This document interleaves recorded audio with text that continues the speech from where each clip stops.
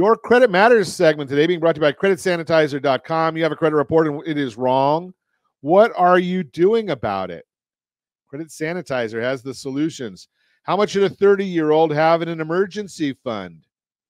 Emergencies can happen at any time, which is why it's crucial to have a solid emergency fund in place. However, figuring out how much you should have saved up can be a daunting task, especially if you're in your 30s and have other financial obligations to consider.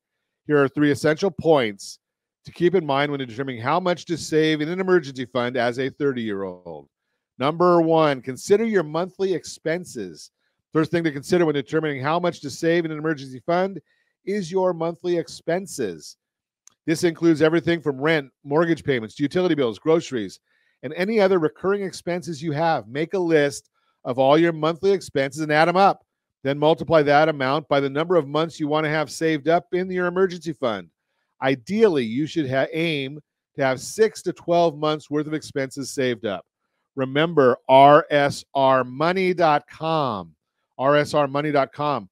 Easy tool to help you deal with that and figure out where's your money going to. Again, rsrmoney.com will help with that information for you. Number 2, evaluate your job security. Another factor to consider is your job security. If you have a stable job with steady income and good benefits, you may not need to save as much as someone who is self-employed or works on a contract basis. However, if your job is less stable, it's wise to aim for a larger emergency fund. Consider the current job market in your industry and assess the likelihood of being laid off or facing a reduction in hours. Number 3, account for major life changes. As you approach your 30s, there's a good chance that you'll experience major life changes that it could impact your finances. For example, you may get married, have children, buy a home, or start a business. These changes can be costly and may require you to dip into your emergency fund. It's important to plan ahead and save accordingly so you're not caught off guard. In conclusion, determining how much to save in an emergency fund as a 30-year-old requires careful consideration of your monthly expenses, job security, and potential major life changes. While it may seem overwhelming, having a solid emergency fund can provide peace of mind and protect you from financial stress in the event of an emergency. Start working on building your emergency fund today by getting a savings goal and creating a budget to help you reach it. More financial advice and resources, visit our website, ronsiegelradio.com, or start right there, rsrmoney.com, rsrmoney.com. That is the Your Credit Matters segment brought to you by creditsanitizer.com. You have a credit report and it is wrong.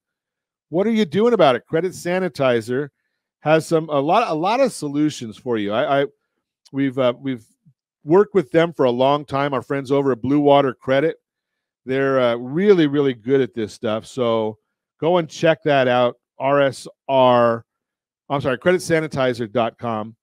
The giveaways from that are rsrmoney.com, rsrmoney.com.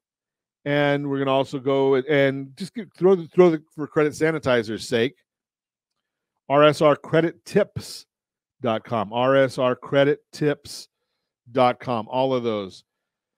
Got a lot going on this morning, and I'm going in a million different directions, but I want to get that out there for you.